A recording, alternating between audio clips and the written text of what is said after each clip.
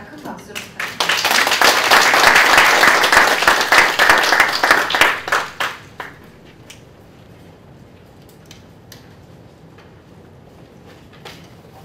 네, 방금 소개받은 신희권입니다. 다시 한번 인사드릴게요. 오늘 이렇게 좀 한국에 대해서 알기 위해서 세계 곳곳에서 오신 우리 여러분들 만나 뵙게 돼서 대단히 기쁘고 영광스럽게 생각합니다.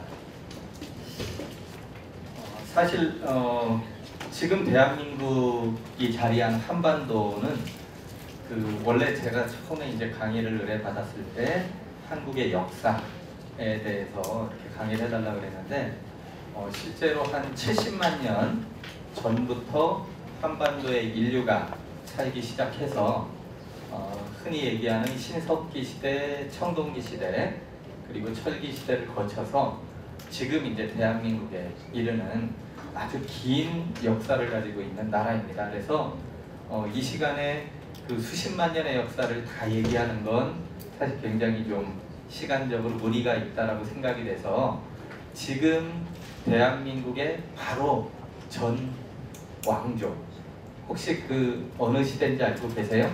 지금 대한민국의 직전의 왕조가 조선. 예, 맞습니다. 조선이라고 하는 그 나라에서 어떤 과정을 거쳐서 대한민국으로 넘어오게 되었나, 그런 측면에서 이제 강의를 해드리려고 하고요. 한 나라의 문화적 수준을 알기 위해서는 역시 그 나라의 도읍, 수도라고 하는 수도에 대해서 아는 것이 가장 핵심이다라고 생각이 돼서 오늘 특별히 조선이라는 나라의 수도였던, 지금 여러분이 바로 앉아 계시는 이곳이 조선의 수도, 그 중에서도 이렇게 가장 핵심이 되는 그런 종로 청계천 이론인데요. 바로 조선의 도읍이었던 한양이라고 하는 곳에 어떠한 그런 시설들이 있었고, 그리고 그런 것들이 어떠한 역사를 거쳐서 오늘에 이르고 있는지, 그런 사실들을 좀 중점적으로 말씀을 드리도록 하겠습니다. 자, 그럼 한번 주로 이렇게 사진 자료를 이용해서 여러분께 설명을 드리도록 하겠습니다. 잘 보이시나요? 약간 밝기가 조금 어두워서 안 보일 것 같긴 한데 설명을 들으시면 될 것 같아요. 자, 조선이라는 나라는 1392년에 건국을 하게 됩니다. 조선 직전의 왕조는 고려라는 나라인데, 고려라는 나라는 지금 대한민국을 얘기하는 영어 코리아의 어원이 되는 나라입니다. 그래서 고려라는 나라에 이어서 건국한 나라가 조선인데, 고려 시대가 상당히 대외적으로도 활발하고 아주 이렇게 번성한 나라였지만, 그 나라의 마지막 시점쯤에는 일부 귀족들이 권력과 부를 다 소유하게 되면서 일반 백성들의 삶이 굉장히 피폐해집니다.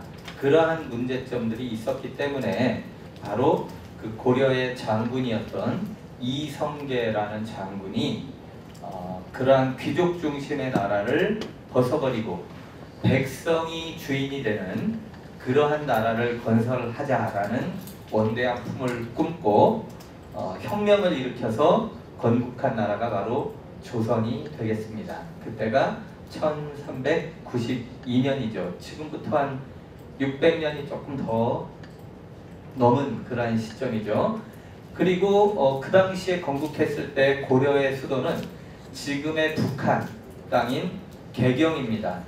혹시 들어보셨을 만한 개성공단, 남북협력으로 만들어졌던 그러한 산업단지가 있던 개성공단이 위치한 곳이 바로 개경입니다. 그 개경에 도읍을 했던 고려에서 새로운 나라를 건설하면서 새로운 도읍지로 천도를 하게 되는데, 그곳이 바로 지금의 서울입니다. 1394년 건국 후 2년이 지난 시점에 도읍을 지금의 서울로 옮기게 됐고요. 도읍을 옮기면서 제일 먼저 한 일은 바로 임금이 사는 궁궐을 만든 것입니다. 그래서 처음으로 만들어진 궁궐이 그 광화문을 정문으로 하고 있는 경복궁이라는 곳이고, 그 당시 조선은 그 건국 이념을 유교로 삼았습니다. 유교에 따른 그 종묘와 사직이라고 하는 그러한 시설들을 만들게 되는데, 그게 바로 천도후 1년 지난 시점 1395년입니다. 지금 제가 말씀드릴 궁궐이나 종묘 사직에 대해서는 조금 이따 하나하나 그 그림을 보면서 설명을 드릴게요. 그리고 궁궐과 종묘 사직이라는 국가의 핵심 시설을 만들고 난 다음에는 바로 이 도읍지 안에 살고 있는 백성들을 보호하기 위한 그러한 그 성을 쌓게 되는데, 그것이 바로 오늘날 우리가 한양도성이라고 부르는 18.6km의 외곽의 성입니다. 그 성에는 여러 개의 문을 만들어서 그 출입을 하게 됐는데, 그 중에 4개의 큰 문이 있었기 때문에 흔히 한양도성을 4대문, 4개의 대문의 안쪽 지역이다라고 합니다. 그래서 우리는 그 지역을 4대문 안이다 이렇게 부르는데, 그곳이 바로 한양도성입니다. 이렇게 이제 건국을 하고 나서 그 나라의 기틀을 잡고 그 태평스러운 시간이 흘렀지만 200년, 건국 후 200년쯤 지난 시점에 1592년부터 7년간 지금의 일본이죠. 지금의 일본의 침입을 받아서 7년 동안 전쟁을 하게 되는데, 결국에는 7년 만에 그 전쟁에서 승리를 하게 되지만 엄청난 그런 시련을 겪게 되었고, 그 다음에 또 1396년, 97년에는 지금의 중국이죠. 청나라라고 하는 중국의 또 군대가 내려와서 전쟁을 하게 되는데, 그때는 2년 만에 조선이 항복을 하게 되는 그러한 아픔도 있었습니다. 이러한 시간을 겪고 결국에 1897년에는 조선이라는 나라에서 서양의 근대 문물을 받아들이면서 새로운 제국을 선포하게 됩니다. 그것이 바로 대한제국이었고, 대한제국 이후에 일본의 식민지가 되는 일제강점기를 거쳐서 1945년에 광복을 하게 되고, 그것이 지금의 대한민국으로 가게 됩니다. 자, 그러면 우선 그 조선의 건국부터 대한제국 시기에 걸친 그러한 역사를 먼저 한번 살펴보도록 하겠습니다. 제가 말씀드렸던 유교의 사상에 따르면 한 나라의 도성은 네모나게 이렇게 만드는 게 가장 이상적이다라고 생각을 했어요. 그 중에 가운데다가 궁궐을 두고, 궁궐의 동쪽에 종묘를 두고, 궁궐의 서쪽에 사직을 두고, 궁궐 앞에는 관청을 만듭니다. 그리고 이 바깥에 백성들이 살게 되고, 그 백성들이 사는 곳을 성벽을 쌓아서 지켜라 라고 하는 것이 가장 그 당시 이상적인 동아시아에서 생각하는 한 도읍지의 그림이었고, 이러한 그 그림을 충실하게 따르려고 했던 게 조선 초기에 그러한 그 의지였습니다. 그래서 이러한 개념을 가지고 처음 만든 궁궐이 바로 경복궁이 되겠습니다.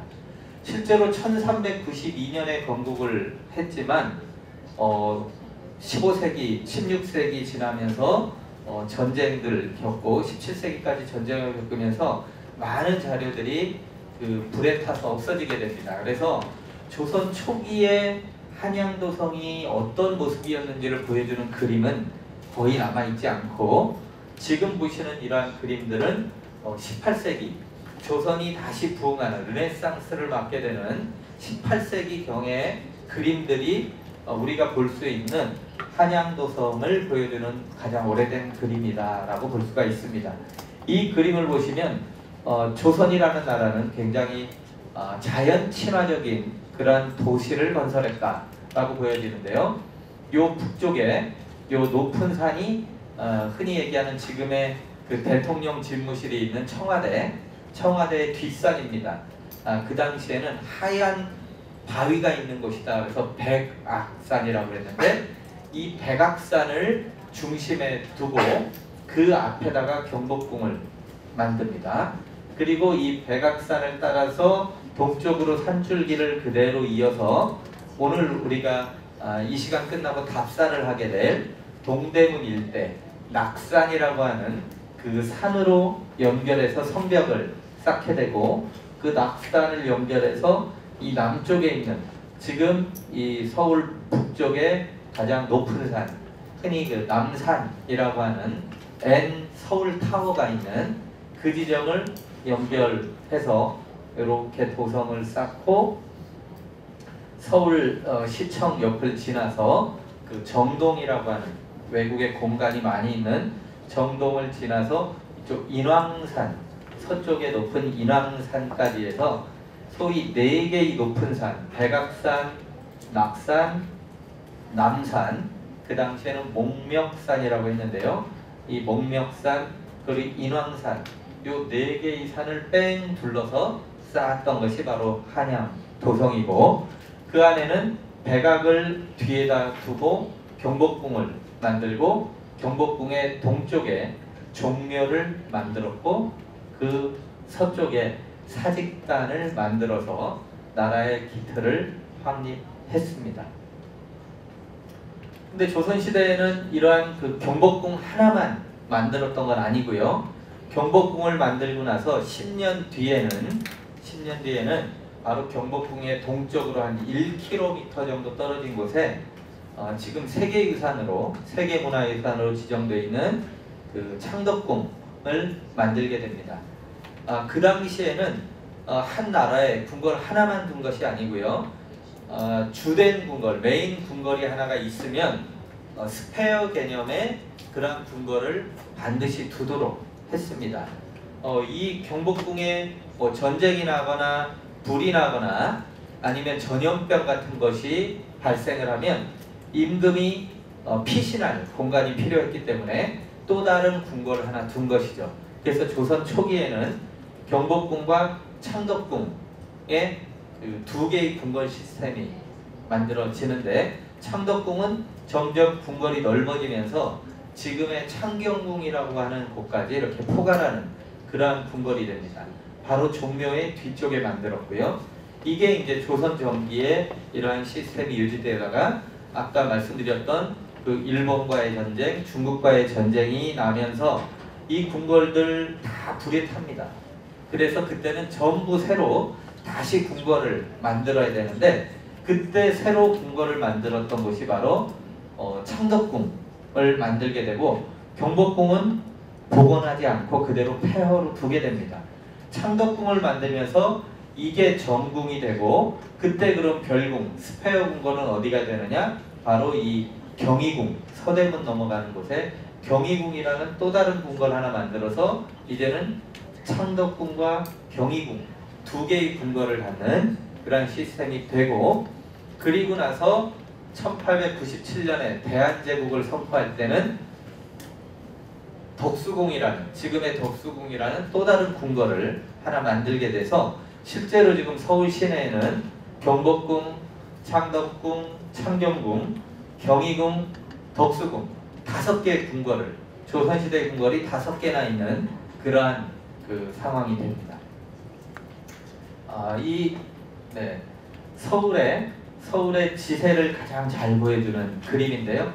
그 조선은 물론이고 동아시아에서 흔히 얘기하는 명당터 가장 사람이 살기 좋은 그러한 자연 지리 조건이 무엇이냐라고 얘기하면 흔히 얘기하는 뒤에 산이 있고 앞에 물이 흐르는 지형이 가장 명당이다 라고 생각을 했습니다. 그래서 경복궁을 만들 때는 이 백악산을 뒤에 뒀고 앞에는 서울 시내를 지금 요 사대문 안을 관통하는 그러한 그 천이 흐르고 있는데 혹시 이 천이 무슨 천인지 아세요? 바로 우리 앞에 있는 청계천입니다. 이 건물 바로 앞에 있는 청계천이 이렇게 생겼죠. 그래서 청계천은 실제로 이 서울의 북쪽에서 흘러내리는 물 그리고 남쪽 남산에서 흘러내리는 물이 다 모여서 지금의 한강으로 빠져나가게 돼 있는 곳입니다. 청계천이 이렇게 생겼고요. 이러한 그 자연지리 조건을 그대로 확장하면 지금 대한민국의 서울이 됩니다. 여기는 조선시대의 그 서울 수도였다면 지금 대한민국의 수도인 서울은 이거보다 훨씬 넓어졌는데 대한민국의 서울도 이거와 똑같은 이념을 가지고 만든 도시입니다. 실제로 이 백악산 뒤에 높은 산은 북한산이라고 하는 그러한 산이 있고요. 그 다음에 서울의 남쪽에 높은 산은 그 서울대학교가 있는 관악산이에요. 그래서 그 북한산, 관악산, 그리고 동쪽에는 뭐 용마산이라고 하는 높은 산, 서쪽에 덕양산이라고 하는 높은 산. 그래서 지금 서울은 바깥에 커다란 4개의 산으로 둘러싸여 있고 그 다음에 서울을 흐르는 큰 강이 하나 있죠. 그 강이 한강입니다. 그죠? 한강. 그래서 이 그림을 확대한 것 같은 그러한 곳이 지금의 서울입니다. 그래서 조선시대 그리고 대한민국 똑같은 이념을 가지고 도성을 설계했다라고 보시면 되겠습니다. 예, 마찬가지로 이제 19세기 중반에 서울의 모습. 요 노란색의 그림이 이제 궁궐들인데요. 서울은 이렇게 남북으로 도시가 건설이 되지만 메인 스트릿은 바로 이 종로길입니다.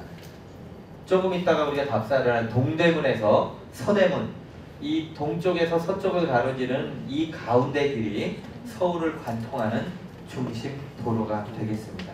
그 길을 우리는 종로라고 하는데 종로라는 말은 요 종각의 보신각, 종이 하나 있죠? 그 종이 있는 길, 그래서 종로라고 하는 겁니다. 네. 자, 19세기 후반에 서울을 보여주는 그런 또 다른 지도고요. 20세기 벌써 이제 1902년 되니까 여기에 그동안은 안 보였던 궁궐이 하나 생기게 되는데 이 궁궐이 이제 덕수궁이고요. 서울 안에는 이 빨간색으로 표시한 한양도성의 4개의 대문이 있습니다. 지금 북쪽에 숙정문이라는 문이 있고 동쪽으로는 흥인지문, 동대문이라고 하는 문이 있습니다. 그리고 남쪽에 숭례문, 그리고 서쪽에 지금은 없어진 돈의문이 있는데 이 당시에 도성을 설계할 때 바로 유교주의 사상에 입각해서 유교의 5가지 중요한 덕목으로 인, 의, 예, 지, 신이라고 있는데 바로 동쪽이 인을 뜻합니다. 그래서 동쪽에 흥인문, 그 다음에 서쪽에 돈의문, 그 다음에 남쪽에 숭례문, 그다음 북쪽은 지자를 쓰지 않고 지자와 비슷한 뜻을 가진 정자를 써서 숙정문이라고 했고요. 나중에 여기 종로의 보신각의 신, 그것이 이제 그 인의 예지 신의 마지막 신에 해당되는 그러한 종각을 만들면서 이 유교 사상을 완성시킨 그러한 개념입니다. 이 4개의 큰 대문이 있고 그 사이사이에 작은 문이 있습니다. 해화문, 대학로, 해화동 있는 그곳에 해화문이 있고요. 그 다음에 동대문 남쪽에 광희문, 그리고 돈이문과 숭례문 사이에 소위문이라고 있었는데요. 요건 없어졌어요. 그래서 그 돈이문과 소위문, 소위 말하는 서쪽의 대문, 서대문, 그 다음에 서쪽의 작은 문, 서소문, 요 2개는 남아있지 않고 북쪽에는 이제 창의문 해서 원래 한양도성 안에는 4개의 대문하고 4개의 소문이 있던 구조인데요. 지금 서울에 있는 지명들이 바로 이 한양도성의 대문을 끝에서 만든 지명이 많아요. 그래서 우리가 흥인지문을 동대문이라고 해서 이 일대가 동대문이라고 부르는 거고 숭례문은 남대문, 그래서 이 일대가 남대문, 그 다음에 그 서쪽에 돈이문 있는 데는 서대문입니다. 그래서 행정구역명도 서대문구, 동대문구 이런 그 행정구역들이 다 이 한양도성에서 나온 말이 되겠습니다. 자, 그럼 경복궁부터 한번 시간이 없으니까 빨리빨리 볼 건데요. 경복궁은 바로 유교주의 사상에 입각해서 네모 반듯하게 만들려고 했던 문이에요. 그래서 여기 광화문부터 쭉 남북을 따라서 일직선으로 중심 건물을 배치했던 그러한 구조인데, 이 경복궁은 원래는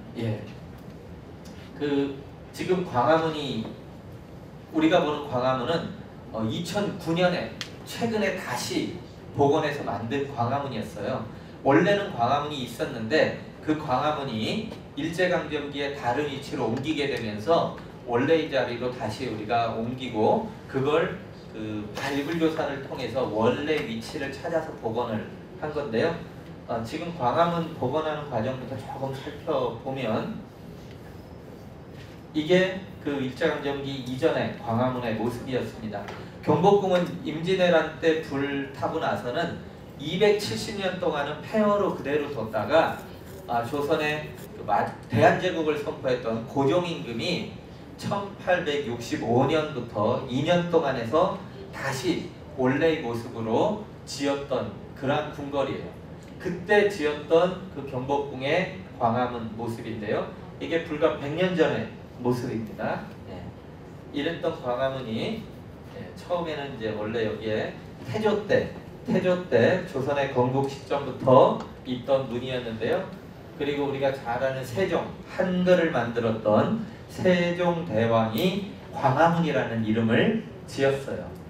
그러다가 폐허가 된 이후에 1865년에 고종임금 때 다시 이제 경복궁을 만들었는데, 그리고 나서 얼마 지나지 않아 일제강점기를 거치면서 원래 여기 있던 광화문이 저 동북쪽으로 자리를 옮기게 되는데, 그때 이제 일제강점기 때 조선에서 소위 말하는 엑스포 박람회가 열립니다. 이 박람회를 열면서 박람회장의 정문으로 광화문을 옮겨서 사용하게 됩니다. 그때 광화문이 저쪽으로 옮겨지게 됩니다. 그리고 이 광화문이 그대로 그 자리에 있다가 1950년 지금의 남한과 북한이 전쟁을 하게 되는 한국전쟁을 거치면서 이 건물이 폭탄을 맞아서 밑에 돌만 남고 이게 없어지게 돼요. 한동안 이 상태로 있던 것을 1968년에 지금 광화문 위치로 옮겨서 새로 짓게 됐는데, 이 위치가 정확하지가 않았습니다. 그래서 일제강점기의 그 경복궁 같은 경우는 고종 때 1865년에 중건했던 경복궁이 100%였다면 일제강점기 식민지 기간을 거치면서 경복궁은 90%가 파괴가 되고 10%만 남게 됩니다. 오늘날 우리가 보는 경복궁은 그 당시 10% 남았던 걸 1990년부터 해서 지금 20여 년간 계속 발굴 조사를 해서 원래 건물의 위치를 확인해서 지금 복원을 하고 있는 과정인데, 지금은 한 30% 정도까지 복원이 된 모습입니다. 그러니까 여러분들이 보는 경복궁은 19세기 후반에 중건했던 경복궁의 한 30% 정도 모습을 보고 있다라고 생각을 하시면 되는데요. 그 당시에 이제 경복궁 복원 계획의 하이라이트 중에 하나가 바로 이 일제강점기에 옮겨졌던 광화문을 찾는 작업이었어요. 그래서 여기를 이제 발굴을 하게 됐는데, 이 발굴을 이제 제가 직접 발굴을 한 문입니다. 그래서 광화문의 구조들을 이제 찾게 됩니다. 그래서 광화문은 이렇게, 이게 이제 문의 받침인데, 이렇게 되는 거죠. 이 돌로 된 기초가 있고 목조 건물이 올라가는데, 이 기초들을 찾아서 원래 위치를 확인을 했습니다. 가운데는 임금이 다니는 길이에요. 원래 문이나 임금이 다니는 길은 3개가 있는데, 그 중에서 가운데는 임금이 다니고 오른쪽 왼쪽은 신하들이 다니는데, 임금이 다니는 문이 훨씬 넓죠. 5m.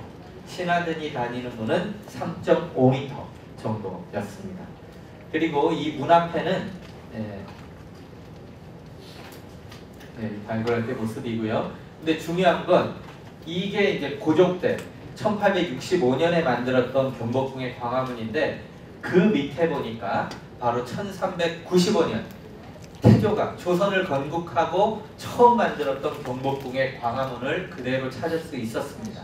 그 자리에다가 그 위에 그대로 지었는데 조금 문을 크게 만든 차이만 있었습니다. 이게 바로 1395년에 만들었던 광화문의 기초입니다. 훨씬 잘 남아있죠. 고종 때 거보다 더 잘 남아있습니다. 예, 이 검정색으로 된 게 태조 때 문이고요. 이 노란색으로 보이는 것이 바로 고종 때 문. 약간 더 커졌죠. 예. 이 문 앞에는 소위 그 월대라고 하는 그 나라의 어떤 중요한 행사나 이런 것들이 있을 때 임금이 이 문에서 선포식을 하던 그러한 높은 단이 있었습니다. 그걸 월대라고 하는데 실제로 이 문 앞에 52m 정도 되는 월대가 있었어요. 근데 지금은 광화문 앞에 이게 도로가 나 있죠. 그래서 지금은 이제 이 월대가 안 보이는데 최근에 이번 그 문재인 대통령 이후에 서울시하고 지금 새 정부에서 이 월대를 복원해서 광화문 광장을 조선시대 모습의 광장, 이 앞에가 광장인데요. 아무런 시설이 없는 공간이죠. 근데 지금은 차가 다니는 길이기 때문에 이 원래의 모습의 이런 광장으로 복원하면 어떻겠느냐 라는 안이 지금 계획 중에 있습니다. 그러면 아마 50m 넘는 그런 월대가 복원이 될 것 같은데요. 예, 이런 모습입니다. 월대가 이렇게 50m 정도 이렇게 문 앞에 나오게 되는 거고요. 실제로 광화문 발굴하고 나서 새로 문을 만들었던 장면을 잠깐 보여드릴게요. 이 기초 위에 이렇게 하고 새로운 돌들, 없어진 돌들이 많기 때문에 새로운 돌들을 이용해서 이렇게 문을 돌 기초라고 위에는 목재로 이렇게 문을 만들게 됩니다. 한국의 전통 건축은 못 같은 걸 쓰지 않습니다. 그냥 조립식입니다. 그래서 목조 건축은 이 조립식을 해체하면 다른 데 그대로 옮길 수가 있어요. 그렇기 때문에 이 건물들이 막 옮겨 다니는 건데 이렇게 옮겼다가 다시 원래 자리로 오기도 하는데 바로 이런 것들이 이렇게 나무를 조립해서 만드는 그런 구조입니다. 이렇게 해서 이제 2층 건물에 이 광화문이 이제 2009년에 완성이 됐죠. 예, 밤에 보면 이렇게 아름다운 조명이 있는 그런 광화문입니다. 예, 근데 그 조선 초기의 모습을 보면 바로 이 경복궁 앞에 관청이 이렇게 있어요. 지금도 정부 종합청사, 외교부, 통일부, 그리고 그 미국 대사관 이런 건물들이 이 앞에 그대로 남아있죠. 이게 바로 조선시대부터 있던 관청거리예요. 그래서 이 거리를 6개의 관청이 있었다 그래서 6조 거리라고 하는데 예, 바로 이런 모습입니다. 광화문 앞에 이게 이제 관청이죠. 그래서 옛날에도 이제 이 광화문 광장은 바로 이 사람들이 나와서 그 뭔가 여론을 이렇게 형성하고 했던 그러한 곳이에요. 바로 이러한 곳이 지금은 모습이 이렇게 바뀌었죠. 이순신 장군 동상이 있고 여기 세종대왕 동상이 있고 원래는 여기가 차가 다니면 안 되는데 지금은 가운데만 이렇게 광장이 있고 옆에는 차가 다니는 조금 왜곡된 광장이 됐죠. 이 광장은 뭐 여러분들이 정말 많이 보셨을 촛불 집회가 이루어진 이게 바로 조선시대부터 이런 광장이었습니다. 여기가 이제 세종문화회관이 있는 곳인데 이런 광장으로 지금도 이용되고 있는 것이죠.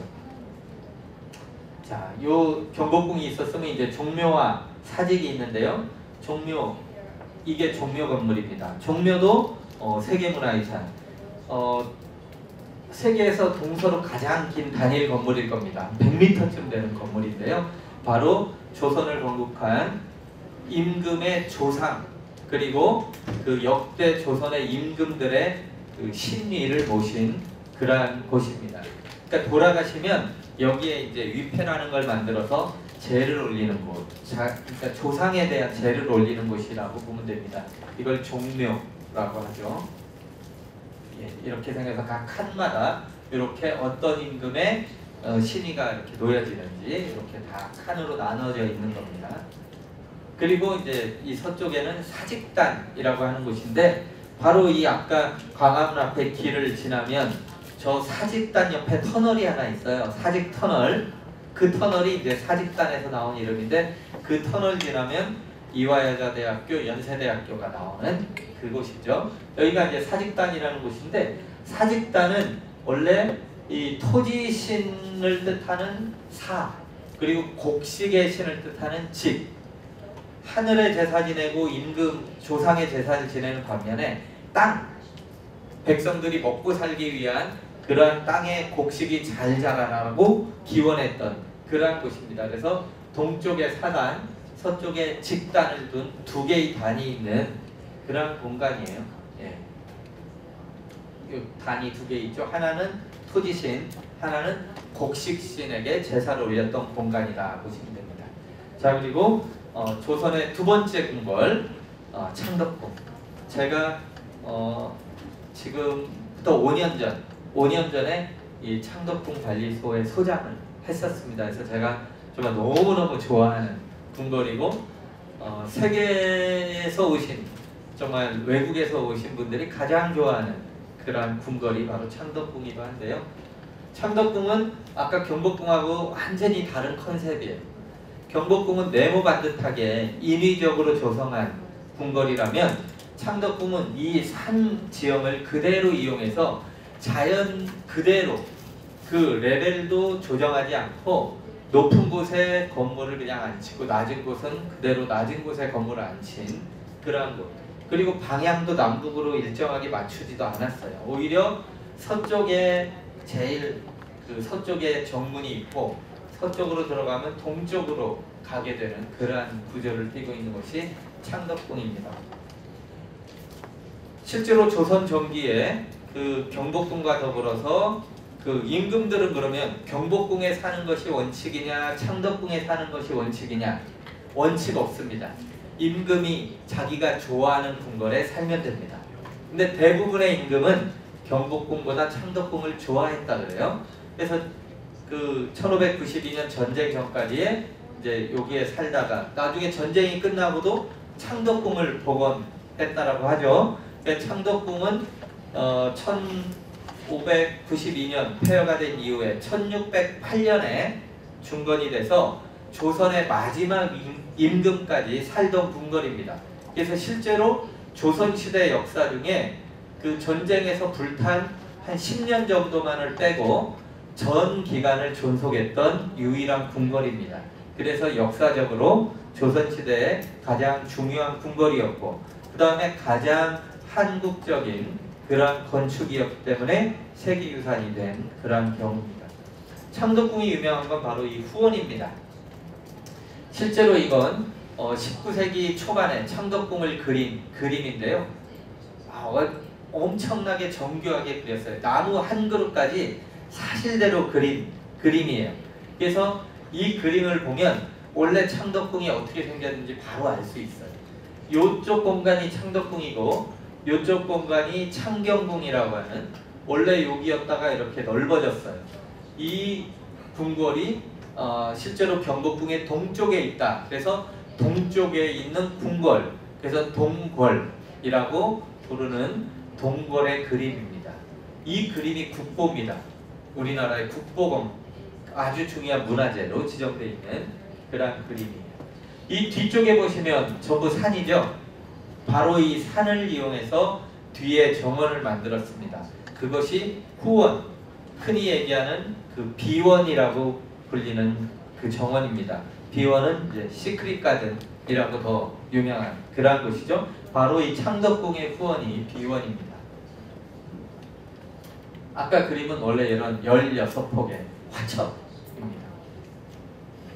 창덕궁의 중심 건물 인정전이라고 하는 건물이고요. 여기는 임금이 진무를 보던 진무실입니다. 편전이라고 하는 건데 기와의 색깔이 다르죠. 기와의 색깔이 무슨 색이에요? 기와 색깔 블루죠. 블루. 지금 청와대라고 하는 블루하우스가 바로 이런 청기와 임금의 집무실에서 나온 이름이에요. 유일하게 궁궐에 지금 이 청기와로 된 건물이 창덕궁에 있습니다.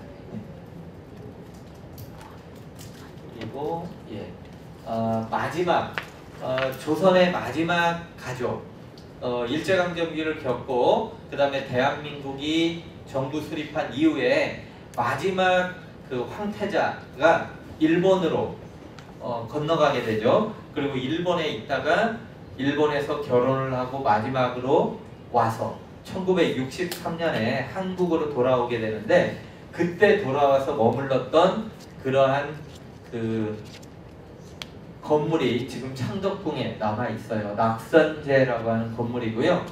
여기에서 이제 그 마지막 황태자는 돌아가셨고, 그 부인인 이방자 여사라고 하는 마지막 황태자의 부인, 그리고 고종이라고 하는 임금의 그 딸 덕혜옹주라는 그 덕혜옹주가 여기 1989년까지 이 건물에 살았습니다.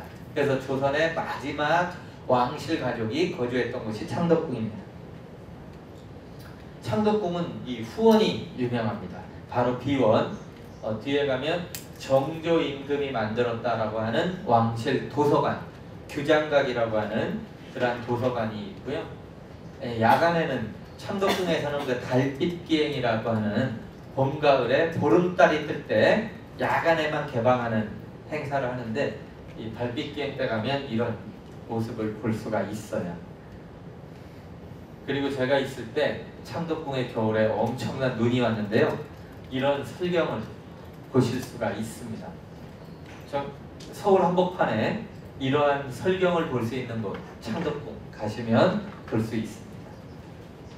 그리고 창덕궁의 동쪽에 창경궁이라고 하는 궁궐이 하나 있는데, 이 궁궐은 이제 임금이 예를 들어 그 소위 명예퇴직 같이 물러나고 나면 물러난 임금, 그 다음에 뭐 임금의 부인, 임금의 부모, 이런 분들이 사는 그러한 공간이 바로 창경궁이었어요. 원래는. 지금 이렇게 남아 있고요. 그 다음에 전쟁 이후에 그 창덕궁이 주 궁궐이었으면, 전궁이었으면 별궁으로 만든 곳이 바로 경희궁인데요. 이 경희궁도 역시 일제강점기를 거치면서 일본 사람들은 이곳을 군대 훈련장으로 사용하다가 나중에 일본인 학생들이 다니는 학교를 만들게 됩니다.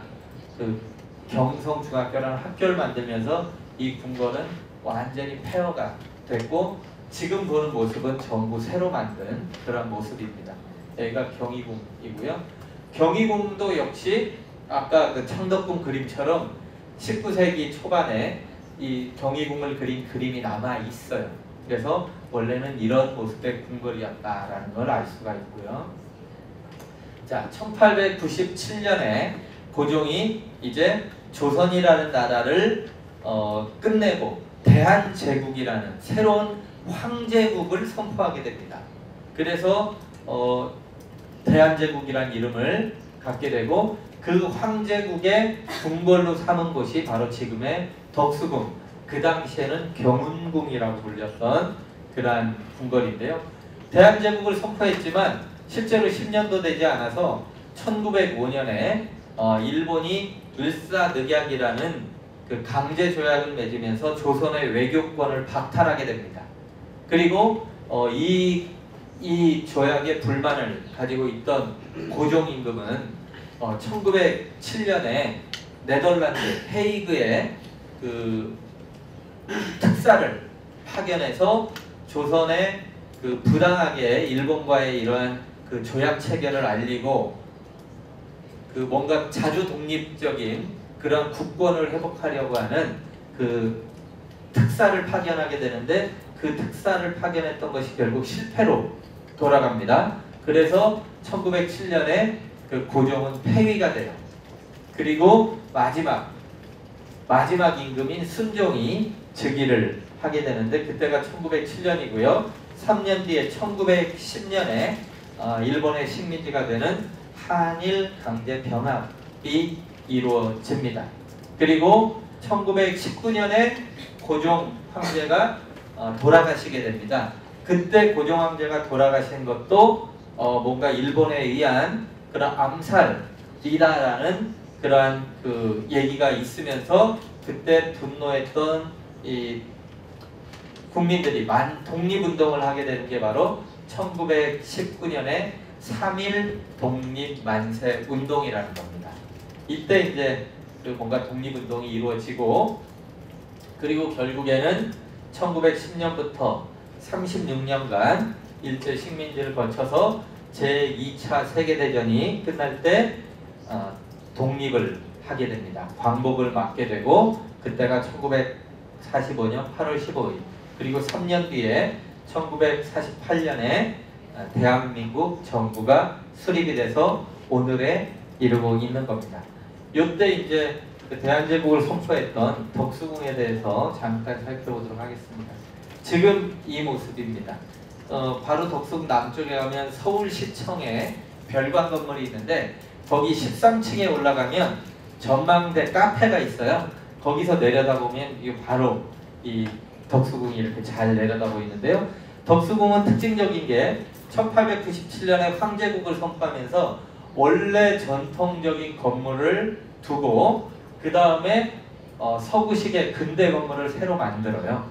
그래가지고 덕수궁 안에는 우리나라 전통 건물하고 서양식의 근대 건물이 다 들어있는 그런 모습을 볼 수 있어요. 바로 옆에 서울시청 광장이죠. 이게 서울시 새로운 청사입니다. 처음에 황제국을 선포할 때는 바로 그 세청 앞 광장의 동쪽에 있는 조선호텔, 지금 웨스틴 조선호텔 자리인데, 그 자리에 환구단이라고 하는 천단, 하늘에 제사 지내는 단을 만들어서 여기에서 황제국을 선포하게 됩니다. 근데 지금은 요게 없어졌고, 지금은 조선호텔 안에 정원에 이 부속 건물만 남아 있습니다. 이게 지금 조선호텔 자리예요. 그리고 덕수궁의 이제 중심 건물이었던 중화전, 황제국이었기 때문에 이 천장에다가는 용 2마리를, 황제를 상징하는 용을 만들었고요. 그 다음에 이 계단에도 용 조각을 이렇게 만들었어요. 이거는 이제 황제국을 뜻하는 그러한 상징입니다. 그리고 바로 중화전과 더불어서 1900년대에 이제 그 새로운 서양식의 근대 건물을 만드는데, 이게 이제 석조전이 되겠습니다. 실제로 이제 그 고종임금, 아까 여기 사진을 보시면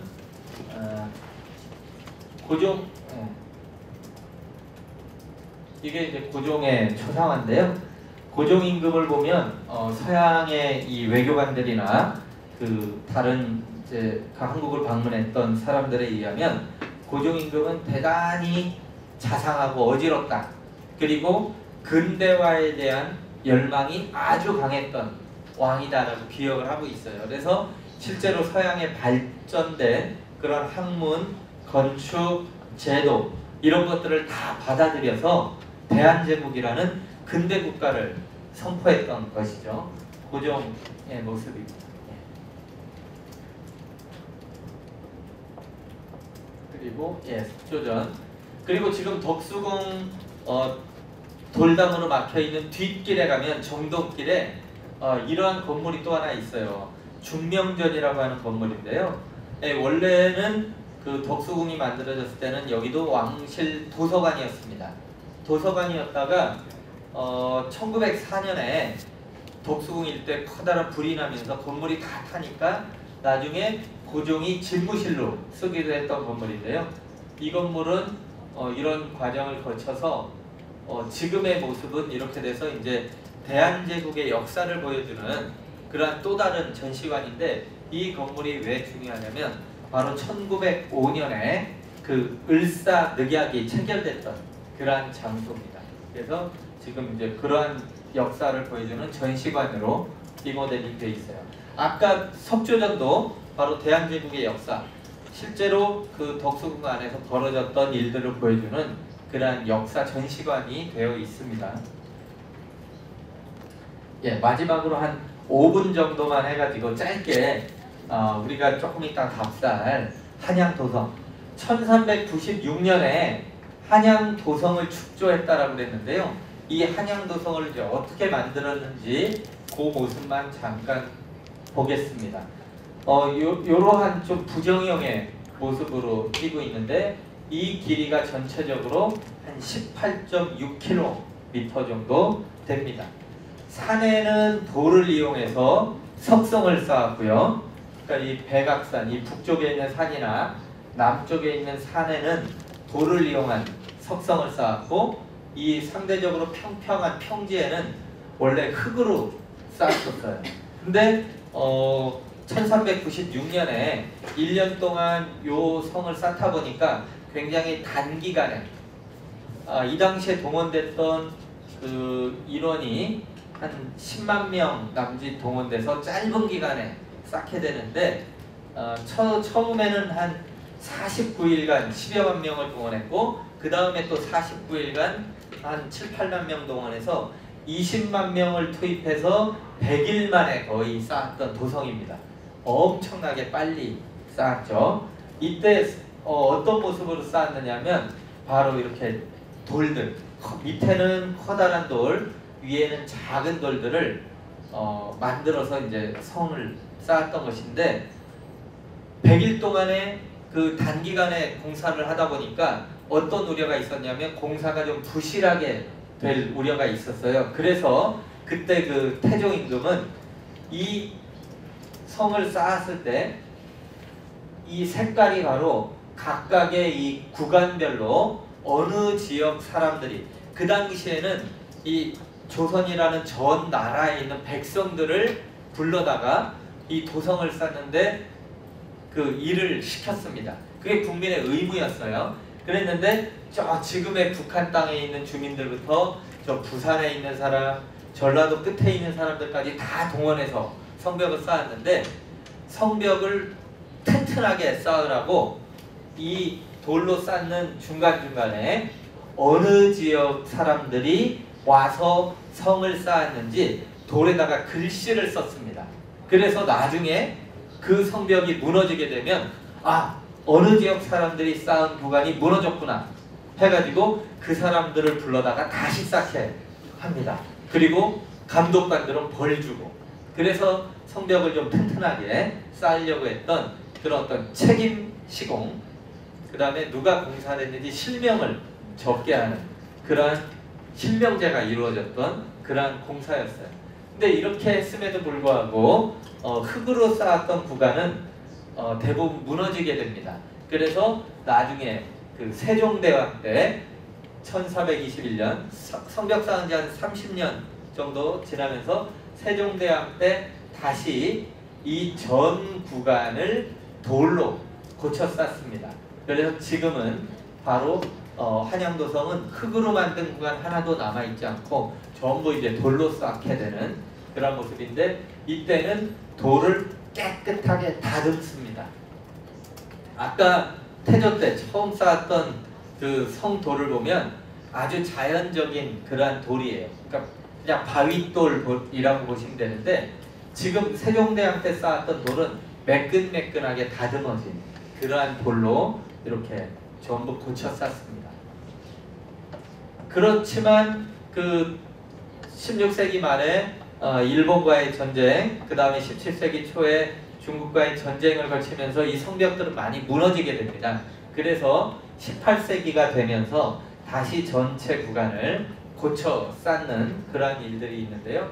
그때는 성돌을 전부 위아래도 다 똑같이 네모 반듯한 돌로 고쳐 쌓아요. 앞에 봤던 성돌하고 모양이 다르죠. 그래서 실제로 한양도성은 여러분들이 가보시면 군데군데 돌들의 모양이 다 다릅니다. 그 다른 것 쌓았던 그 시기가 다르다는 겁니다. 그래서 이 돌을 보면 어느 시기에 만들었던 성벽이구나 알 수 있는 그런 재미가 있어요. 그래서 이렇게 성벽을 쌓았는데, 지금 그 당시에 이제 쌓았던 18.6km 정도의 성벽이 현재는 어떤 모습으로 남아 있느냐? 산에 있는 그러한 그 돌로 만든 구간은 비교적 잘 남아 있는데, 이 평지에, 특히 동대문이나 남대문 주변의 평지에 있는 구간들은 대한제국 이후에 일제강점기를 거치면서 이 도시가 팽창을 하게 되는데, 이 도시가 팽창되는 과정에 그 도로도 놔야 되고 하기 때문에 이 성벽이 있으면 방해가 되죠. 걸림돌이 됩니다. 그래서 1907년에 대대적으로 이 평지에 있는 성벽들을 철거하는 작업을 하게 됩니다. 그래서 대부분 동쪽에 있는 문 주변, 서쪽에 있는 문 주변, 남쪽에 있는 문 주변, 북쪽은 산이니까 상관이 없는데 이 동서남 세 방향에 있는 그 문 주변으로는 성벽들을 없애서 길을 만들게 되고 그곳이 도시화되는 그런 과정을 거치면서 현재는 약 한 5km 정도는 성벽이 남아있지 않습니다. 근데 재밌는 건 지금 지표에는 남아있지 않은데 저 같은 고고학자들이 최근에 서울의 개발 과정에서 땅속에 있는 그 문화재 조사를 하게 되는데 그때 발굴 조사를 해서 땅속에 있는 한양도성의 성벽을 다 찾았습니다. 그래가지고 실제 지표에는 남아있지 않지만 지하에는 성벽이 다 남아있는 걸 거의 확인을 해서 조선시대 때 만들었던 한양도성의 모습은 우리가 거의 대부분 다 파악을 하고 있습니다. 이랬던 성벽이 이제 1970년대 박정희 대통령 때 서울의 경제개발이 이루어지고 하는 과정에 평지에 없어진 성벽 일부를 제외하고 산지나 이런 데 남아있는 성벽들을 원래의 모습에 가깝게 새롭게 대대적인 복원 작업을 하게 되는데 70년대 이후에 지금까지도 부분적으로 이러한 성벽들의 복원 작업을 실시해서 최근에도 이러한 복구 작업들이 이루어졌고요. 이러한 과정을 거쳐서 지금 한양도성을 세계유산으로 등재하려는 그러한 노력을 하고 있습니다. 원래는 지난주입니다. 7월 초 폴란드에서 있었던 세계유산위원회에 원래 한양도성이 세계유산 등재 신청을 했었는데 소위 말하는 그 탁월한 보편적 가치 Outstanding Universal Value라고 하는 세계유산에서 가장 중요한 그런 가치들을 설명하는 과정에서 이전에 세계유산으로 등재됐던 그 우리나라의 남한산성, 한양도성하고 비슷한 그런 성이 남한산성도 있고 그 다음에 수원에 가면 수원화성이라는 성도 있는데 이러한 성들하고의 차별성이 제대로 드러나지 않는다라는 이유로 거기에서 좀 더 보완을 하라는 요구가 있어가지고 이번에 금년에는 세계유산 등재가 안 됐는데요. 저희는 지금 남아있는 13km 남짓되는 그러한 한양도성을 지금 세계유산 등재 작업을 추진을 하고 있고요. 나머지 이러한 복원 과정을 거쳤습니다. 나머지는 시간 관계상 사진을 제가 보여드리지 못하고 이 시간 끝나고 실제로 우리가 답사를 하면서 한번 한양도성의 모습이 어떤지 살펴보는 것으로 대신하도록 하겠습니다. 자, 1시간 정도 된 것 같은데 아무튼 그 짧은 시간이었지만 지금 1392년에 조선이라는 나라가 건국돼서 그 5개 궁궐을 만들고 이 사대문이라고 하는 이 도성을 둘러싼 성곽을 쌓으면서 어떻게 변해 왔는지 제가 좀 설명을 드렸어요. 혹시 이제 강의를 들으면서 궁금한 점이 있거나 잘 이해가 안 되는 점 아니면 더 알고 싶다라고 하는 게 있으면 질문을 받는 그런 시간을 갖도록 하겠습니다.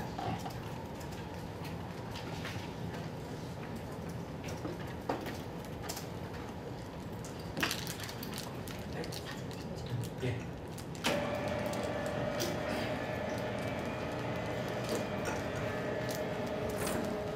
아까 그걸 껴야 되나요? 동시통역기 아까 어느 걸 끼는 거죠?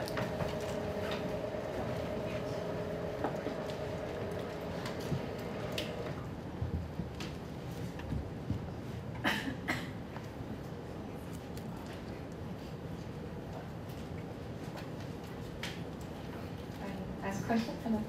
Thank you, Professor, for your lecture. Can you hear me? Did you understand? Okay. I go to university in Washington, D.C., and it's interesting how the city is built on this grid-like square system for efficiency and order, and it contrasts very much to that of Seoul. So I want to know how you, as a historian, think that the design and development of a city can affect the lived experience of its citizens, and whether you have made comparisons between the design and development of Seoul to the other major cities in Korea or even across the world.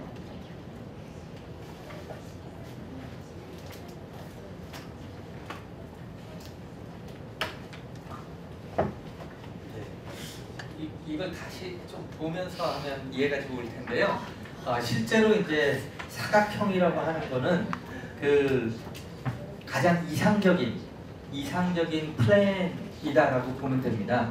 그게 이제 도시를 경영하는 데 있어 가장 합리적이다라고 생각이 돼서 네모나게 도시를 구획을 하고 그 중에 가운데 센터에다가 궁궐을 두는 임금의 통치 장소를 두는 것, 이게 이제 가장 통치에 편리한 그런 이유를 들어서 하게 됐는데요. 실제로 이제 그 서울 같은 경우는 이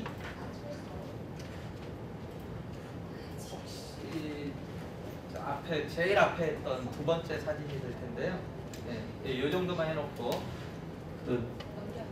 제 첫 번째, 두 번째 사진을 좀 보시면, 근데 서울 같은 경우는 바로 이제 그러한 네모 반듯한 걸 염두에 뒀지만 이 이상적인 그림을 만들었던 것은 이제 중국입니다.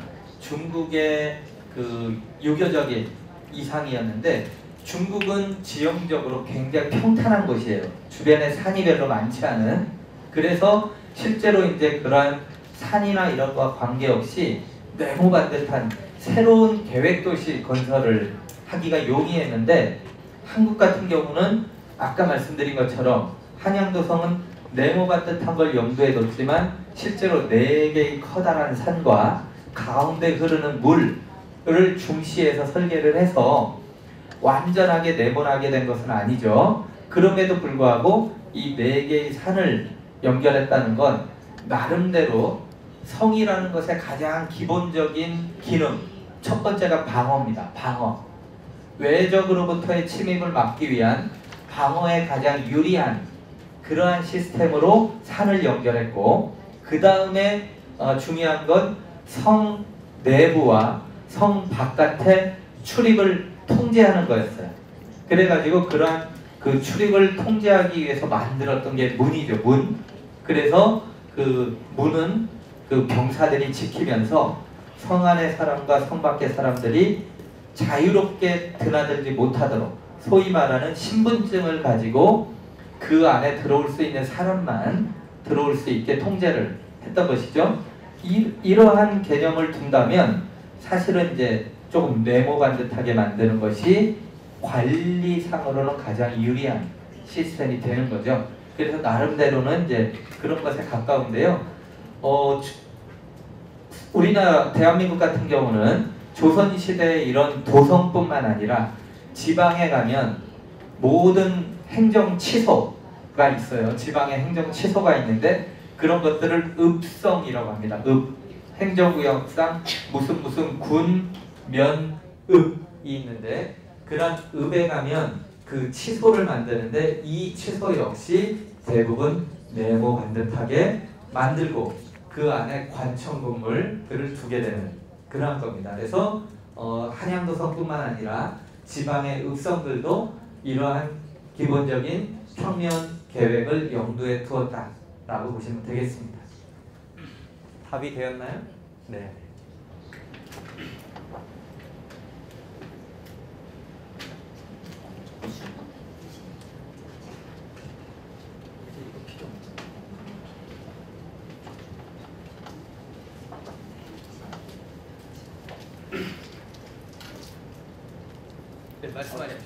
Great, thank you again for the lecture.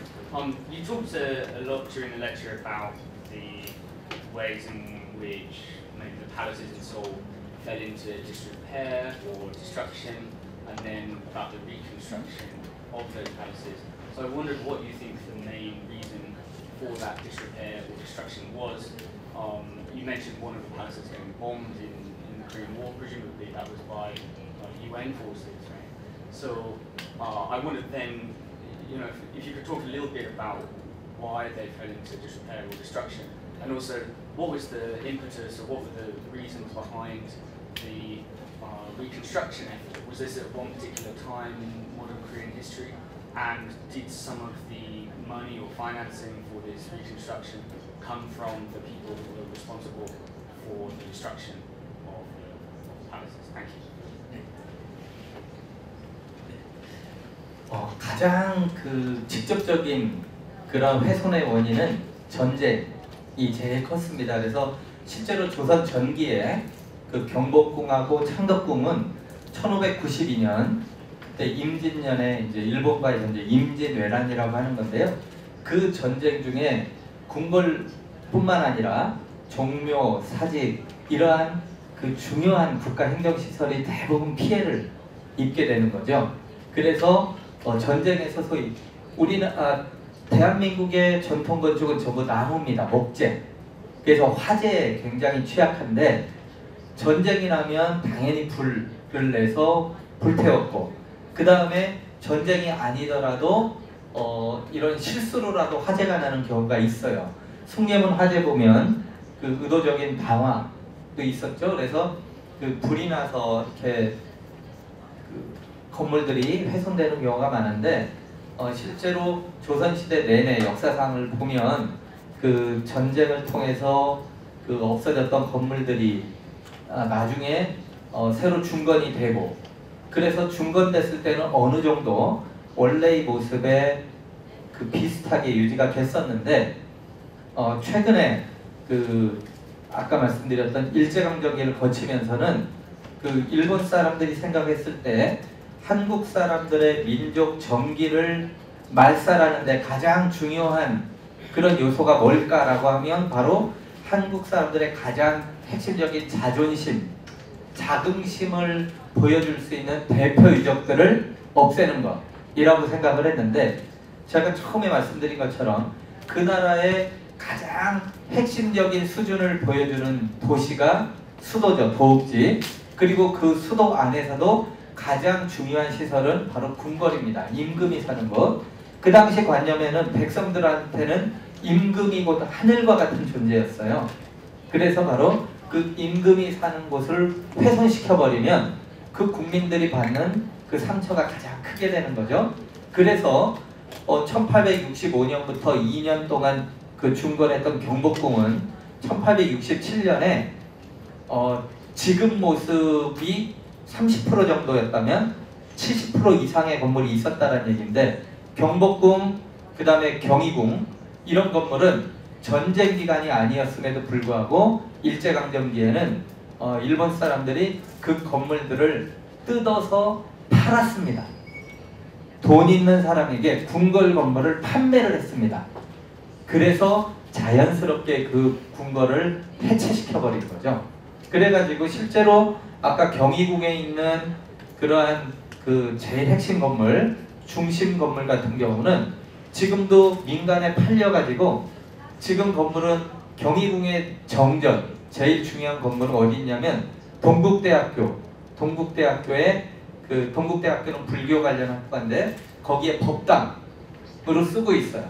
그런 식으로 이 건물들을 해체해서 팔았던 것이 이제 일제강점기를 거치면서 훼손된 또 하나의 그 큰 이유였고, 자 그러면 이 훼손된 상태로 그대로 두는 것이 옳으냐 아니면 원래 모습을 우리가 어느 정도 알 수 있다라면 그 모습대로 복원을 해서 국민들로 하여금 그 자리에 어떤 모습의 궁궐이 있었다라는 걸 보여주는 것이 옳으냐, 이것은 이제 그 또 다른 가치의 문제인데 지금 그 대한민국 정부에서는 최소한의 그 건물의 핵심을 보여주는 중심 건물들만큼은 복원을 해서 국민들로 하여금 그 자리에 어떠한 그러한 그 시설이 있었구나라는 걸 알려주자라는 차원에서 정부 재원으로 복원을 하는 겁니다. 그래서 거기에는 민간 자본이나 이런 건 투입하지 않고 정부에서 순수하게 정부 재원으로 경복궁 그리고 경운궁, 뭐 경희궁 이런 것들을 복원해 나가고 있는데요. 그래서 이루어진 게 이제 창덕궁도 일부 복원이 됐고 덕수궁도 앞으로 한 20년 뭐 이런 계획으로 복원을 해 나갈 예정입니다. 그러니까 지금은 도시화가 돼서 많이 훼손이 됐지만 일부 복원이 가능한 지역엔 원래의 모습대로 건물들을 다시 지으려고 하는 그런 계획을 수립 중에 있어요. 그래서 이거는 정부 차원의 사업입니다.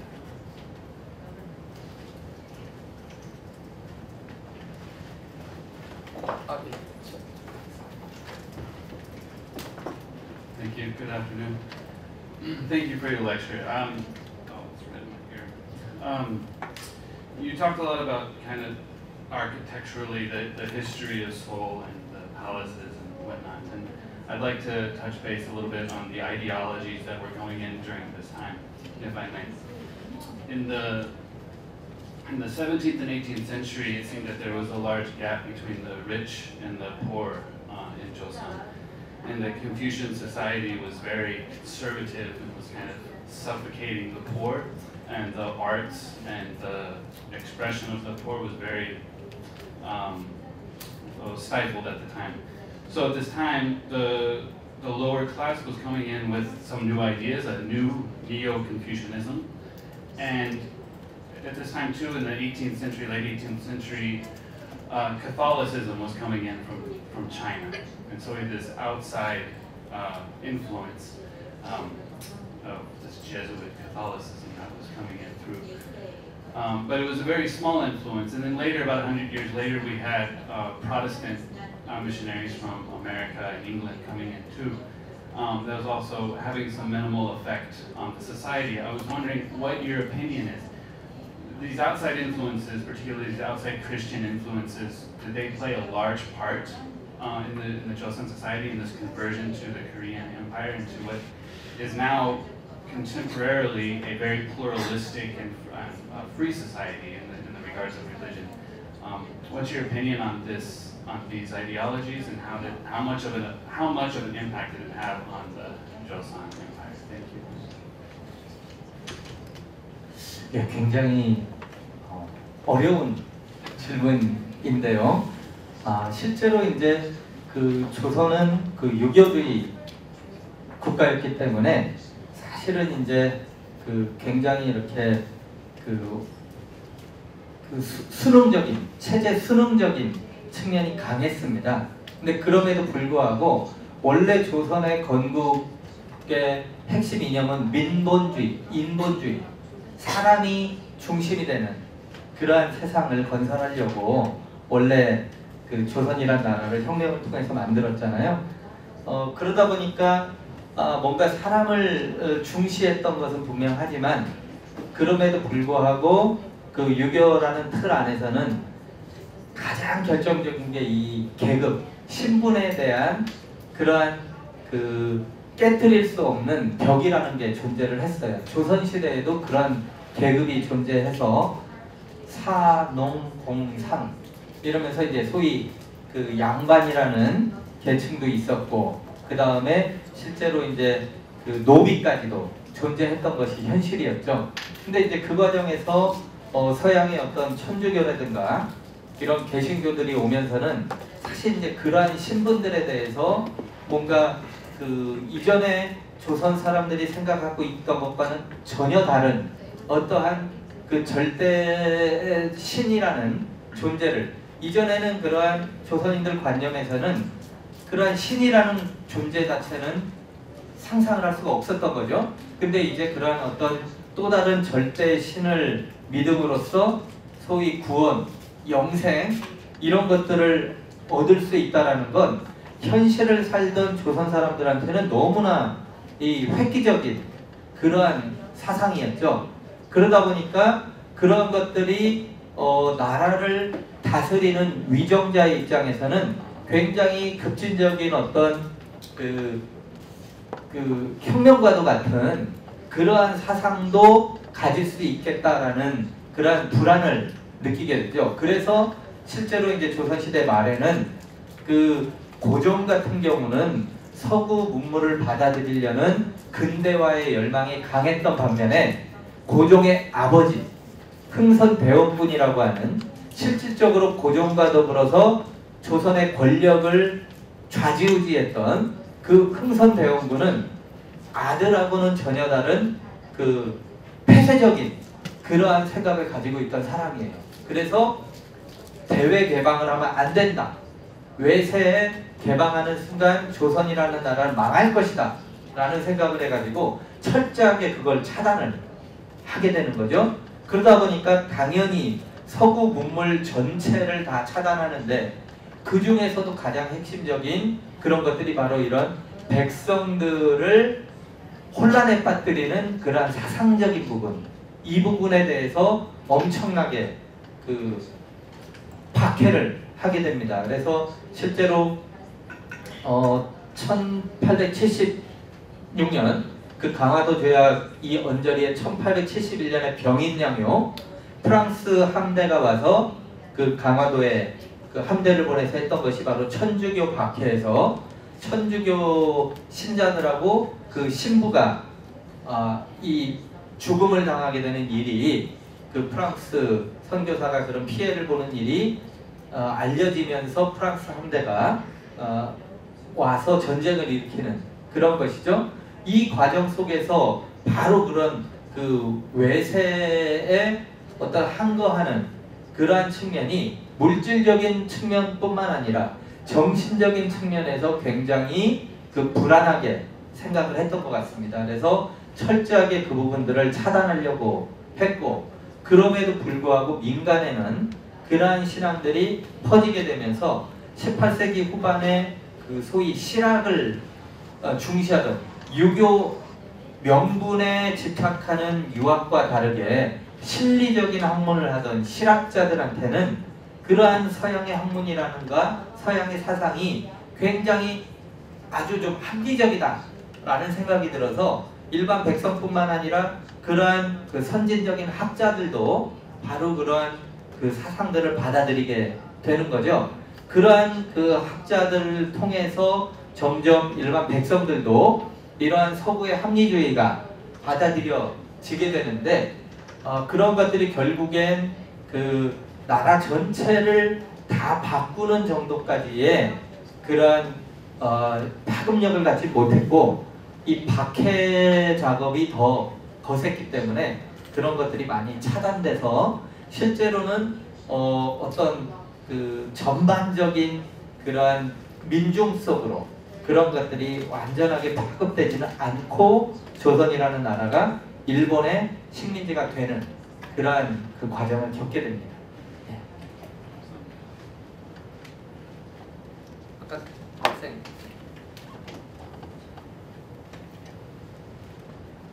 네, 강의 잘 들었습니다. 저희 며칠 전에 문재인 대통령께서 그 미국 트럼프 대통령과 정상회담 후에 어부두개를 받았잖아요. 그만큼 한국의 많은 문화재가 외국에 많이 유출되어 있는 상황인데 그 문화재를 다시 반환받기 위해서 어떠한 논리와 어떠한 근거를 가지고 그 나라의 정부들을 설득해야 하고 현재 대한민국 정부가 어떠한 노력을 기울이고 있는지 궁금합니다. 예.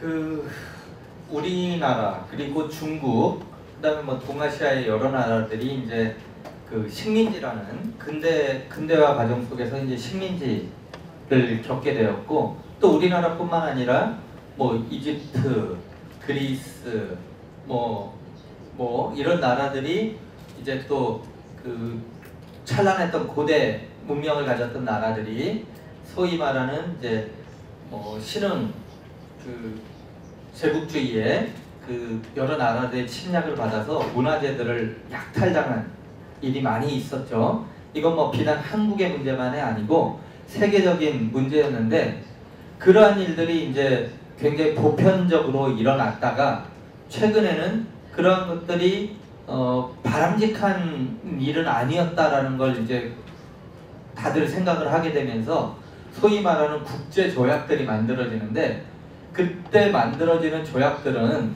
전부 1970년 70년을 전후해서 그 이후에 조약들이 만들어지면서 그 조약들은 뭐냐면 외국의 문화재들을 불법적으로 약탈하거나 도난하거나 하는 것들은 금지하자.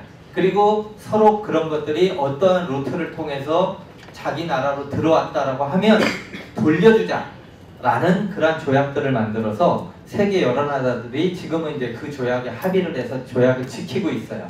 근데 문제는 그 조약의 문제는 뭐냐면 조약을 발효한 시점 이후의 일들에 대해서만 그 협정이나 조약이 유효하다라는 거죠. 그러니까 그 이전에 벌어졌던 일에 대해서는 면죄부를 준 거나 다름없습니다. 그래서 그 조약 이전의 것에 대해서는 얘기를 하지 말자라는 어떻게 보면 굉장히 오히려 더 문화재를 약탈당했던 나라로서는 뭔가 법적이나 그 제도적으로 할 수 있는 일이 없게 만들어진 그런 조약이죠. 그러다 보니까 법적으로는 돌려받을 길은 없습니다. 현재 국제법상. 그래서 국가적으로 우리나라 같은 경우도 지금 뭐 외국에 상당한 그런 문화재들이 나가 있는 건데 결국에 할 수 있는 일이라는 건 뭐냐면 국가적인 어떤 협정을 통해서 서로 이렇게 양해각서처럼 해서 일부 문화재를 반환받는 그러한 일들이 있는데 우리나라는 대표적으로 1965년에 한일 협정을 통해 가지고 한일 간의 여러 문제들을 그 해결하는 협정, 요즘 뭐 위안부 협정이나 이런 것처럼 한일 협정이 있었는데 그 한일 협정 중에 일제강점기에 반출된 무수한 문화재 중에 1,400여 점만 돌려받는 그런 일이 있었어요. 근데 실제로 지금 일본에는 우리나라 문화재가 수만 점 이상이 나가 있을 텐데 그러한 것들을 다 그 면제하는 조건으로 1,400점을 돌려받고 그 협정이 끝나버렸습니다. 근데 그 이후에 국가적으로는 그러한 협정으로 더 이상 하기가 힘들었지만 민간 차원의 노력을 통해서 소위 문화재를 소유하고 있는 사람들이 자발적으로 기증하거나 그 반환하는 형식의 그러한 그 협상들을 이끌어내면서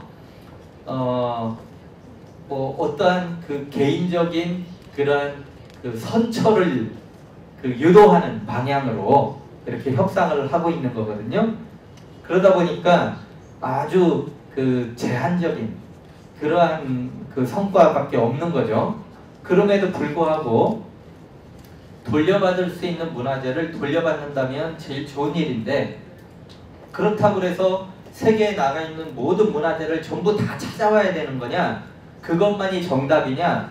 그거는 현실적으로 불가능하죠. 그래서 지금 한국 같은 경우는 국외 소재 문화재 재단, 외국에 나가 있는 그러한 문화재를 조사하고 연구하고 하는 재단을 만들어서 그 재단에서는 우리나라 문화재는 우리한테 굉장히 소중하지만 예를 들어 뭐 다른 나라의 입장에서는 소위 그다지 중요하지 않은 문화재라고 취급될 수도 있는 거죠. 그러다 보니까 박물관이나 이런 데서도 수장고에 이렇게 보관이 돼 있어서 빛을 못 보는 문화재. 그러다 보면 훼손도 될 수가 있는 거죠. 그러한 문화재들의 현황을 파악하는 조사를 쭉 해서 그렇게 훼손되고 있는 문화재가 있다면 한국 정부가 우리 예산을 들여서 그 나라에 있는 문화재를 우리가 보존 처리하고 그 다음에 그 나라 박물관에 한국 전시실, 브리티시 뮤지엄이나 이런 데는 한국실이 있어요. 그런데 이제 한국 전시실을 제대로 우리 문화를 제대로 알리는 그러한 작업들을 하고 그쪽에 있는 큐레이터나 이런 사람들을 교육하고 이렇게 해서 우리나라로 되찾아오기는 어렵지만 그 나라에서 그 문화재들이 활용될 수 있도록 우리가 지원하는 그러한 작업들을 최근에 더 활발하게 하고 있습니다.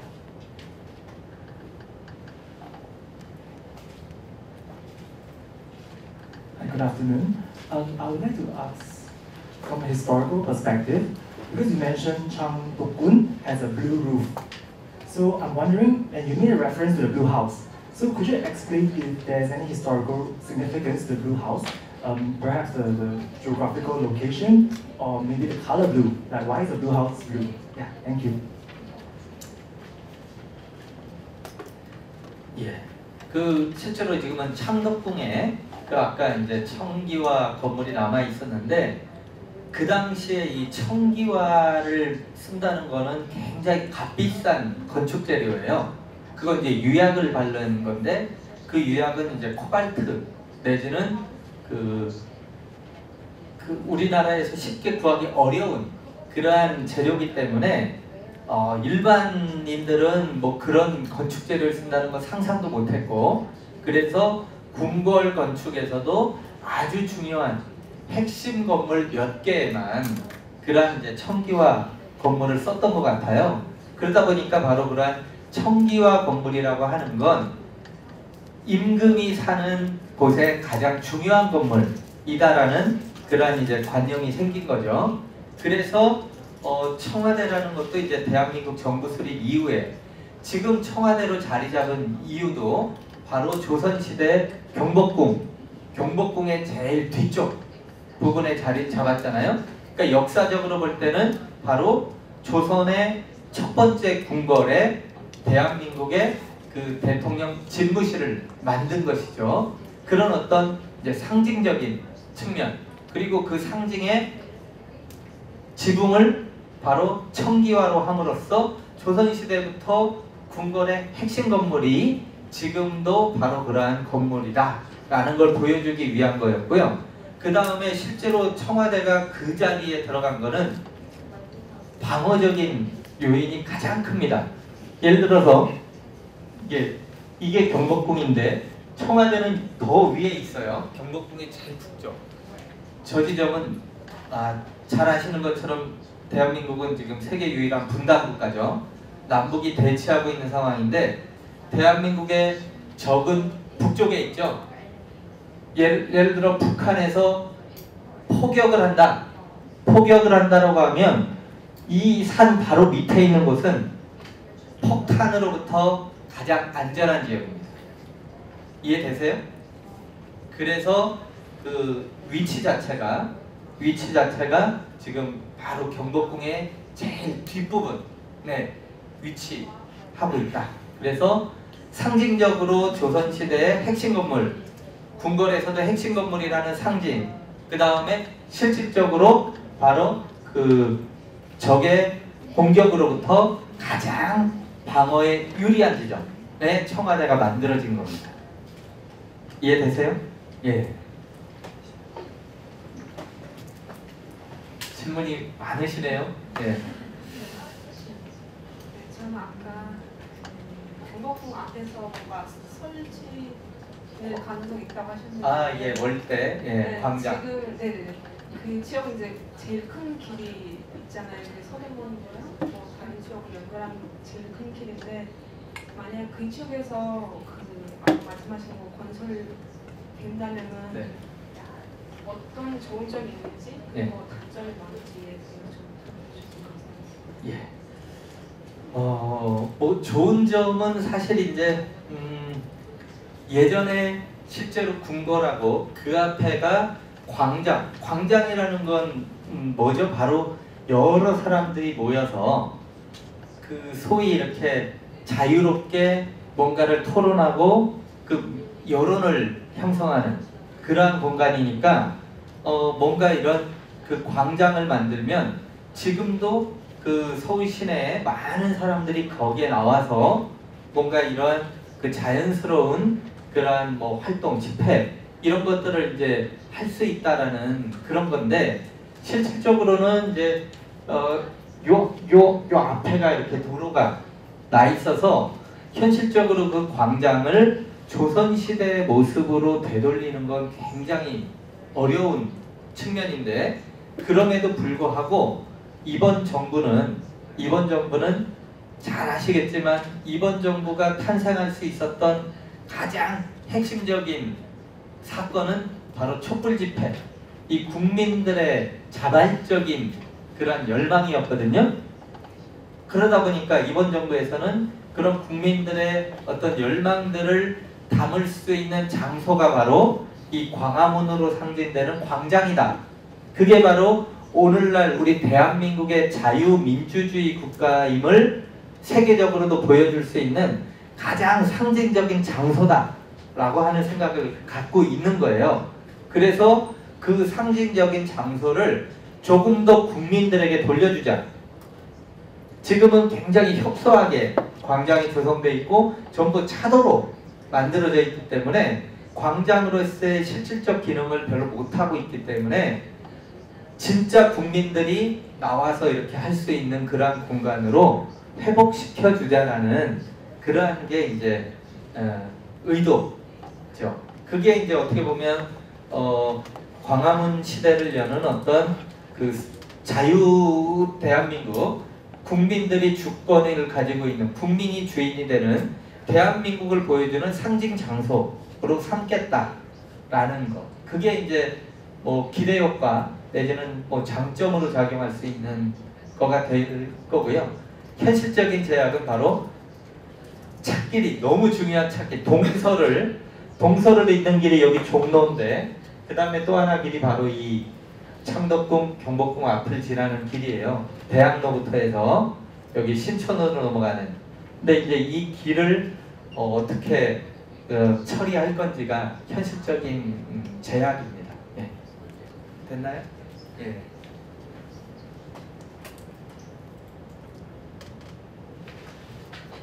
Yes, thank you. The Seoul Fortress Wall has existed for over 500 years, and as far as I know, it was built specifically for military defense. So I wonder if you can talk a bit more about when it has actually been used in war. I'm thinking of the 1590s Japan-Korea War and several other wars. War between China and Japan, 1894, I believe. The war between Russia and Japan a bit later, and the Korean War. I wonder if it was ever actually used with any effect in any war. Which was its purpose? Thank you. 예.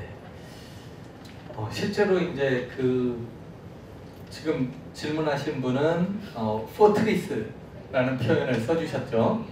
예. 근데 지금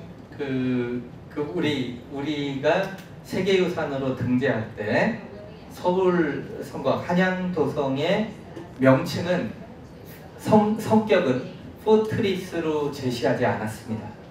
그냥 저희는 시티월이라고 했습니다. 시티월.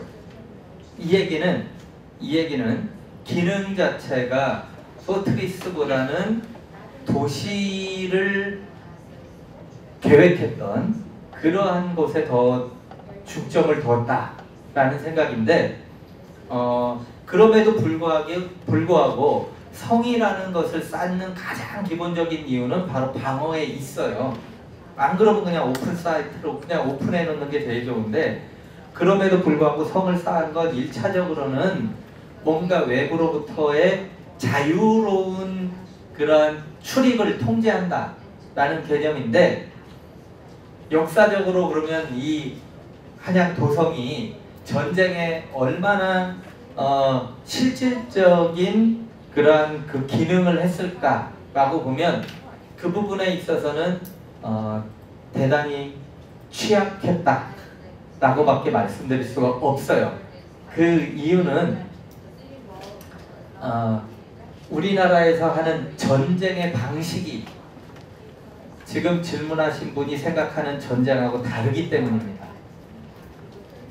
예전부터 한국은 삼국시대부터 해가지고 전쟁을 할 때 어떠한 관념이었냐면 평상시에 통치하던 그러한 공간 외에 전쟁이 나면 피난을 가는 방어성이 따로 있었어요. 그래서 평상시에는 여기에 거주를 하지만 전쟁이 났을 때는 여기에서 싸움을 하는 것이 아니라 다른 데로 갑니다. 그렇기 때문에 이 도시는 임금이 떠나죠. 임금을 호위하는 병사도 떠납니다. 그러니까 실제로 이 도시를 지킬 병력이나 백성들이 많지 않아요. 전쟁은 다른 데서 하게 됩니다. 그러한 관념이 있기 때문에 여기 자체를 전투용으로 아주 높게 어마어마하게 쌓은 그러한 성벽이 아니고 이건 그냥 평상시에 통치 행위를 하는 그러한 개념으로의 성벽 이 정도였기 때문에 포트리스 개념보다는 시티월이라는 게 맞고요. 그럼 실제로 한양도성에서 그 전쟁에 방어하기 위해서는 어떠한 성들을 그럼 더 쌓았느냐? 그 말씀하셨던 16세기 말에 임진왜란, 일본, 그 다음에 17세기 초에 중국과의 전쟁 기간에는 이게 이런 실질적 방어를 못했기 때문에 거의 임금이 피난을 가서 몇 년 동안 다른 데 있다 왔죠. 그래서 아까 18세기 초에 숙종이라는 임금 때에는 방어를 하기 위해서 물론 이제 그 중국과의 전쟁할 때는 저 남한산성 지금의 서울의 남쪽에 성남에 걸쳐 있는 남한산성으로 피신을 했고 거기 그야말로 산에 있는 포트리스예요. 거기 가서 전쟁을 했고 그 다음에 북쪽에서 오는 적을 막기 위해서 지금 그 일산 고향의 북한산성을 새로 쌓아요. 그래서 서울을 중심으로 남쪽과 북쪽에 방어성이 하나씩 더 있는 거예요. 그러니까 원래 조선시대의 방어체계는 조선 후기에는 북한산성, 한양도성, 남한산성 이 세 개가 다 같이 있어야 완벽한 그런 전시 방어체제가 완성이 되는 거예요. 그래서 이 자체로는 방어적인 기능은 거의 못했다 라고 생각하는 게 맞는 것 같아요. 전쟁을 치르기 위한 성이 따로 있습니다. 이해되세요? 네. 질문했어요. 예. With the introduction of modernization, was any of the structures compromised with the introduction of power grids or like additional irrigation system?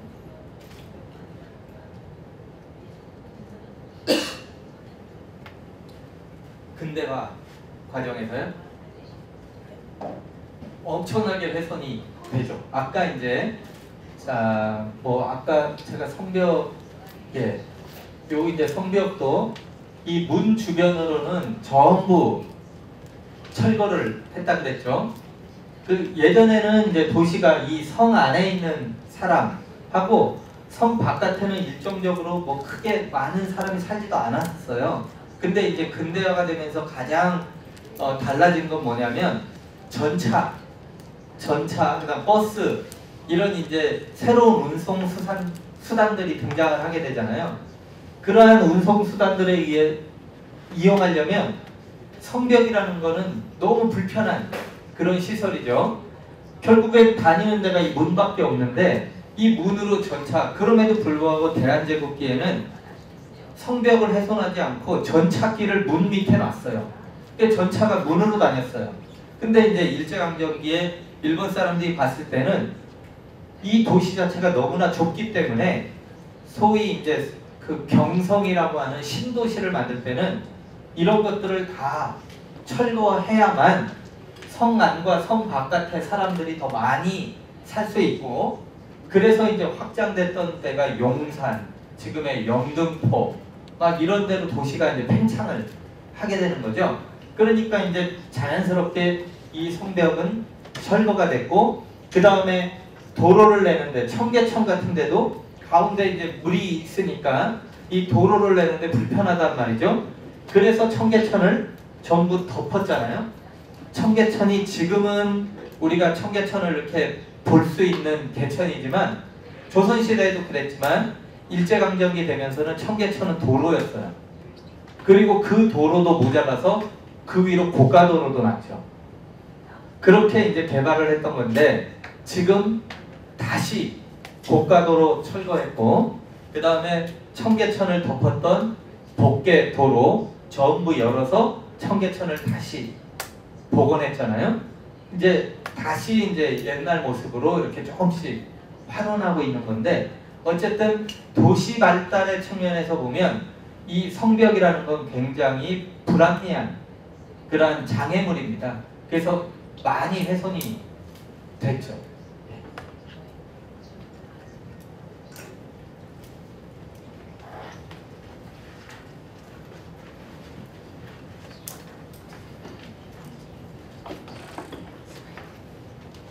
Thank you very much for your lecture.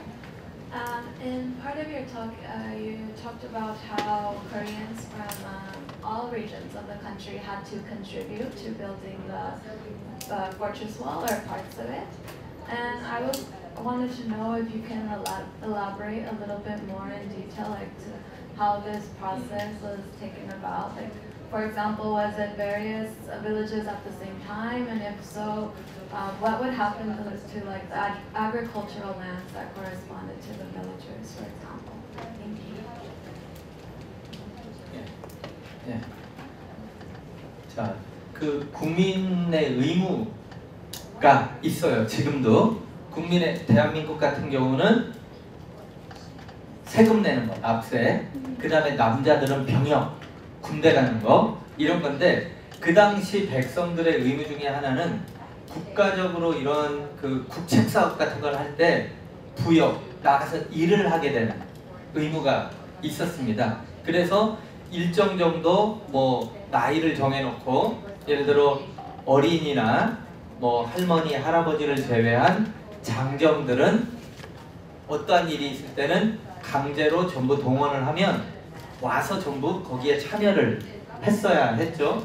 그랬는데 바로 한양도성 같은 경우가 아까 1395년에 궁궐하고 종묘 사직을 만들 때도 백성들을 동원했어요. 1395년에 동원한 백성들은 서울 지금 한양에 가까운 주민들, 경기도, 충청도, 황해도 사람들을 동원했었어요. 그때 이제 동원해서 그 일부 그 사람들이 와서 이제 궁궐하고 종묘 사직을 만들었다면 96년에는 이제 18.6km 성벽을 쭉 쌓아야 되겠다라고 계획을 하고서 사람들을 동원하는데 그때 동원했던 사람들은 바로 궁궐 종묘 사직을 만들었던 그 지역 사람들을 제외한 전 지역의 국민들을 동원을 했죠.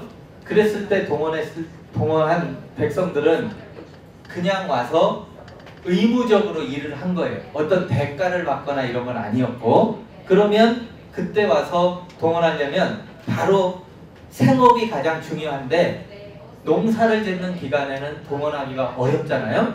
그래가지고 1396년에 아까 1396년에 첫 해에 처음에 1차로는 1월달 제일 추울 때죠. 1월달에 농사 안 지을 때 49일간. 그 다음에 두 번째 동원한 거는 추수 끝나고 8월 말부터 9월 사이에 49일간. 그래가지고 처음에 11만여 명, 11만 8천 명.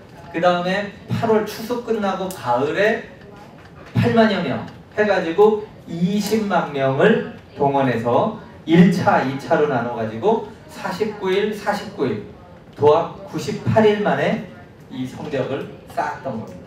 그러면 이제 와서 일하는 동안은 국가는 뭘 해주냐? 먹여주고 재워주고 하는 거는 국가가 해주는데 다른 이런 뭐 돈을 받거나 이랬던 건 아니고 국민들이 당연히 해야 되는 의무사항으로 했습니다. 나중에 수원에 화성을 만들 때 수원 화성은 정조 때 만들었잖아요. 그때는 정조는 그 화성을 쌓는 사람들을 모집했어요. 그때 모집했을 때는 일당을 주고 돈을 주고 모집했습니다. 그랬는데 그 돈이 액수가 커서 백성들이 농사 짓는 것보다 그 일을 하는 게 훨씬 수입이 많아가지고 엄청나게 많은 사람들이 와서 계획보다 훨씬 빠르게 공사를 끝냈습니다. 근데 이때는 의무로 그냥 해서 쌓았습니다.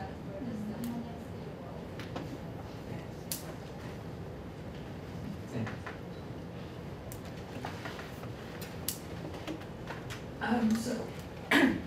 So Sorry.